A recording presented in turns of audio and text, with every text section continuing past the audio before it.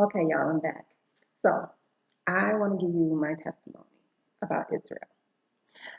Many of you don't know, but I actually went to Israel on February 23rd to March 8th. So, for 2 weeks, 15 days. And I want to tell you how it came about. Now, I thought about how much I should tell you, and I'm still debating, so we'll see what comes out. um, well, let's start with several years ago. I was in a situation where what I'm about to tell you was not even possible. No money, no place to live, nothing. Okay. Um, Fast forward. Okay. I got a job. It wasn't the brightest job in the world. It's easy to do. I do love it. I mean, it's easy to do. Don't pay a lot. Okay. And therefore, I hear people saying, you could do better, you can do this, but at this age, I don't need the stress. And that's just the truth of the matter. But I do know how to save. So I was saving for a house. And so I'm looking for a house, and truthfully, I'm looking for a house I can fix up, okay? Because I don't like bills. And I saw a house, I thought about getting it, and but it wasn't right. So I'm just steady saving. So I happened to go online one day, and there's this guy I follow named Rico Cortez. His ministry is called Wisdom and Torah. And I get to his website, an Israel trip pop up. I'm like, oh my gosh, I want to go to Israel. So I look at the cost, and I'm like, ooh, Lord, help me.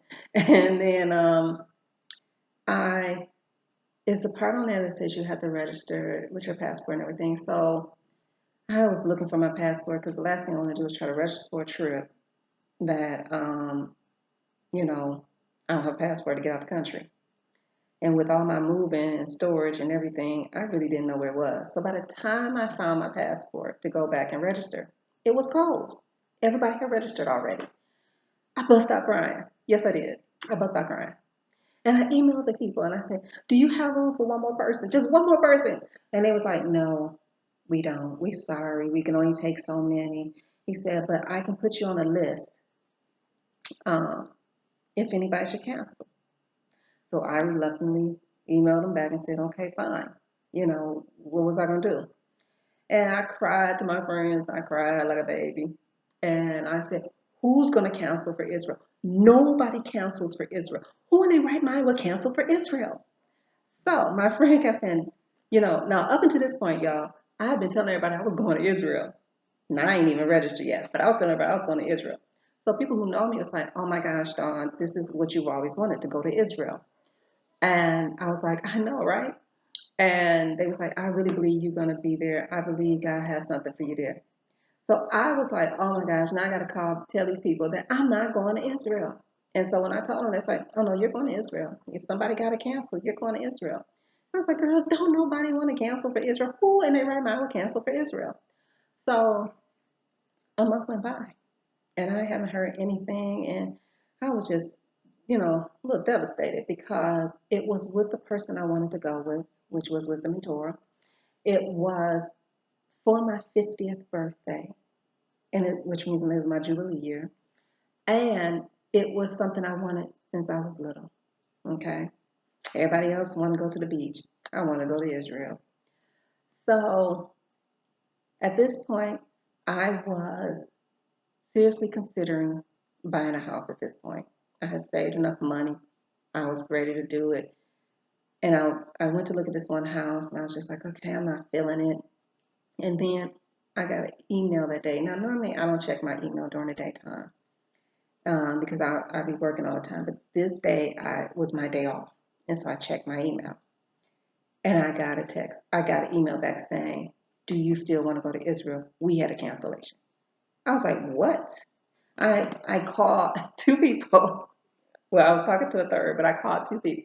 Called my daughter, and I asked her, I said, Lauren, what do you think? She said, Mama, go. That's a once in a lifetime experience. Go. So I called my friend Rachel and I said, what do you think? She said, girl, you can get a house when you get back. You know my answer. Go ahead and go.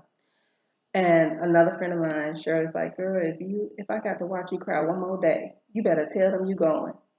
So I agreed to go. And when it came back, um, I could put down so much money, but I had the money, so I just went ahead and paid for the trip. And so I'm telling y'all, I'm not gonna even lie to you. The person who emailed me, I didn't even know if they really existed. I didn't know who they were. And it could have been a scam. I got, I mean, I'm crazy like that. I'm just telling y'all.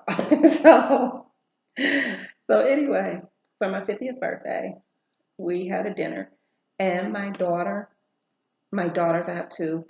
One bought my ticket to New York, and the other one bought my ticket home from New York as my birthday gift. So I didn't have to worry about getting back and forth from New York. And um, it it was just an amazing trip. I flew to New York still not knowing whether or not this person existed. Okay, I had an inkling they did because the number they provided for Rico, their father, I had his number already from previous dealings, and so I was fairly confident this was okay. But when I finally got there, he I met him. His name is Tito. I met Tito and his mom, Yolanda. Oh my gosh, the most amazing people in the world. Rico was already in Israel, so we wouldn't get to meet him till then. And mind you, I have never met any of these people in my life. I did not know anyone on the trip, um, but I knew that I wanted to go, and it didn't really matter to me. So God not only gave me the money to do it, He, most people don't save for nothing, but I was saving for one thing, and it turned out being for what I really wanted. And when I talked to Tito, he told me the lady who canceled literally called back the day after I registered to say that she still wanted to go, and she had to go on the waiting list. So her cancellation was for me. It was because God wanted me in Israel. And when I tell you, that was the most amazing trip.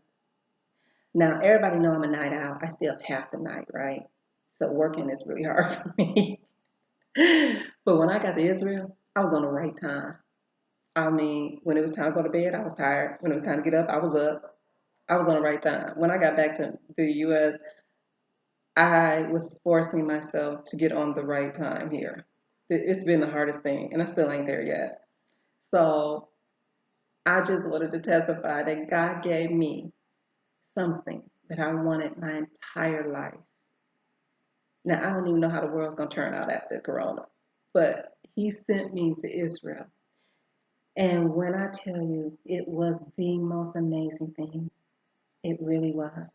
That land is so beautiful. It is so beautiful. To stand in places where the Bible talked about was so awesome. To see what God was speaking of was so great. I got to tell y'all some stories. Not today, but I got to tell y'all some stories. But let me tell you, when I got back, it was before I left, I needed a place to stay. So I ended up finding me an apartment. And I can't really tell you online what a blessing it has been to me and what was given to me and everything. But when I tell you God blessed me, oh my goodness, He blessed me. I promise you, He blessed me. So I didn't lose out on any way, shape, form, or fashion. I just want y'all to know that. Y'all have a blessed day. And hopefully, if y'all have a testimony, I would like to hear it too. Bye, y'all.